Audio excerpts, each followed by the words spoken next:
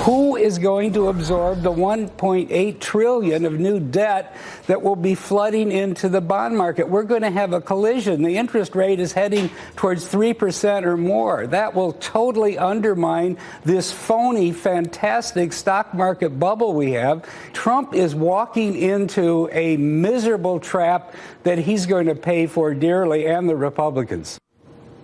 All right, of course, the night of the State of the Union, of course, when the president did do a little bit of crowing about everything that happened on his watch, including the soaring markets, the former Reagan budget director, and Trump author David Stockman with us now.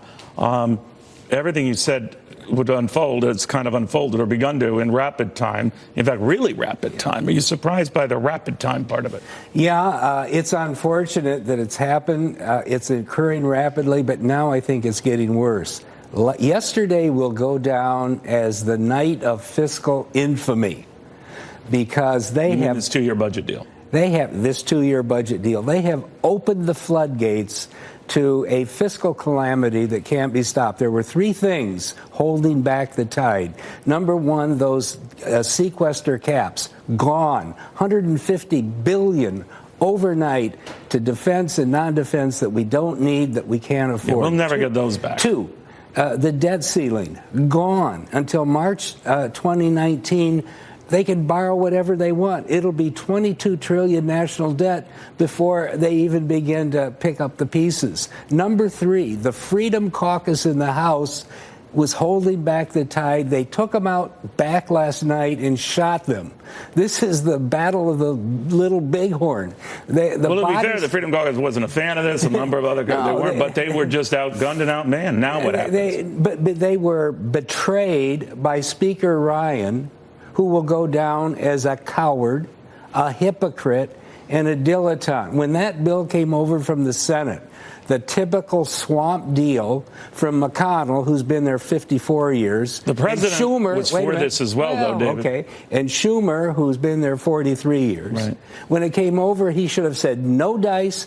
We are not going to blow another $400 billion on top of the $1 trillion national debt we already have because of the tax cut. Instead, he said, I'm taking it to the floor, which meant the Freedom Caucus was obliterated. The government is now being run by Pelosi, by Schumer, by Trump, by the military-industrial complex, and by the lobbies of Washington. So you're not bought on the view that at least this avoids, constant, continuing resolutions and limping along 6 weeks at a time. You'd rather that than this. Of course. It's a horrible rationalization. When you take away everything that's holding back the tide, they've put fiscal policy on holiday. Nothing will happen until next March. They won't even bother with a budget resolution. Now, here's what's going to happen. They will borrow $1.2 trillion in fiscal 2019, which starts in October. Right. This is the 10th year of a recovery. We've never been out that far, that long. The markets were tanking prior to this sham of a budget deal, whatever you want to call it. So who's leading whom? What's leading what? Well, in the very short run, it's hard to tell the push and pull. But what we're coming at is a Fed that finally resolutely has shut down its printing presses. It will be selling its debt, shrinking its balance sheet. But what's the surprise in any of that? That was expected, well telegraphed? What set it off? Because the market is basically run by speculators and robo-machines who trade hour to hour, and it takes and that's making this worse. That's making it worse. It makes it worse, but it takes a large-sized 2x4 between the eyes before, the mules in this market wake up. But the reason why I want to pounce on it, if you don't mind, is that the 10% drop we've seen is historically one of the fastest on record because of these boutique exotic investments, whatever you call these algorithms.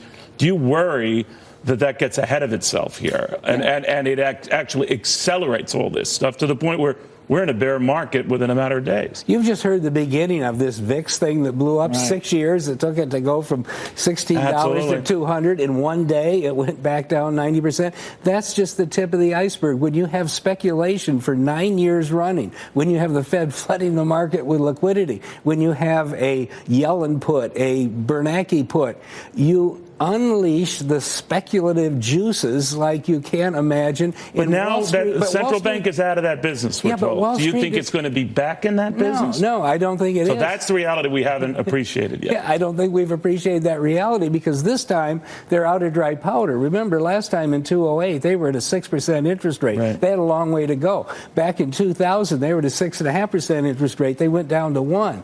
Right now, they're stuck on the zero bound practically. They got this horrendous, massive balance sheet that they're trying to shrink. And so when we hit the wall this time, and we will, because interest rates are going to soar. We heard this morning. What soar to you? It's going to go to 3 to 4% on the 10-year, which you may think is not much. No, I know what you're saying. That's a big adjustment. Because it's relative to where the market has been for several years. Now, does the money that goes to that go at the expense of people leaving stocks? Who knows where it'll go? Part of it will disappear. There's a huge amount of leverage and margin speculation in the economy. When asset prices start to go down, margin gets liquidated. It doesn't go into some other basket. So is that what you think is contributing to an escalation in the sell-off? Just when we think we're done, we were up a few hundred points, now we're down almost 400 points. Is that what's going on? Well, but there's still the residual impulse to buy the dip is still there. If you look at a stock chart, it's been going up from 670 in March 2009 all the way to 2680 or 2850. I mean, where it finally ended up. And there are dips. So you think it's just a matter of time before we get to down 20% from our highs? Oh, easily. Then to what? What do you see happening with this particular market? Well, when the market really starts to fold, it will ricochet into the real economy.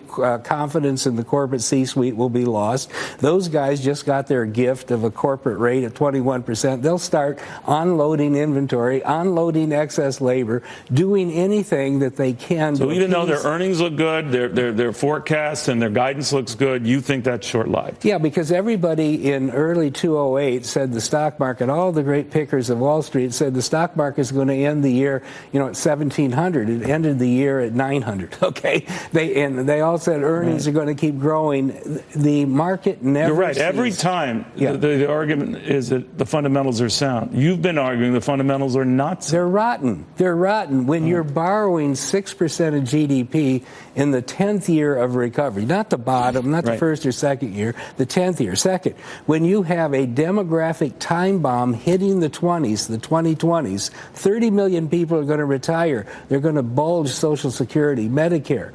When you have a defense... So is that the hitting point, or is that just the continuation point? Well, no, I'm saying with that coming, the idea that you would run a deficit this big at the 11th hour of this cycle is utterly crazy, irresponsible beyond belief, and is going to sink us as we go. But you blame the president on down? Yeah, absolutely. Everybody. He has no clue. Donald Trump has no clue whatsoever.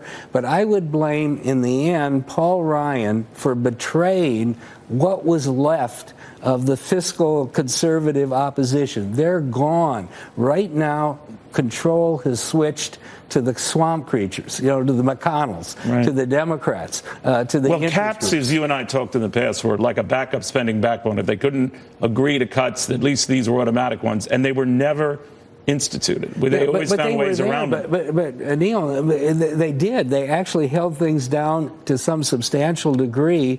But they for wiggled years. around them. No, but they're going 6 out of 7 Congresses they wiggled around. They wiggled around, but not much. Now they're going up $150 billion in one fell swoop per year, and they'll never come back. Now, I want to tell you, you're heading for a guaranteed $2 trillion a year deficit by 2027 if we don't have a recession. And do you think we're going to go 219 months without a recession? It's never happened in human history. So you lay a recession on that.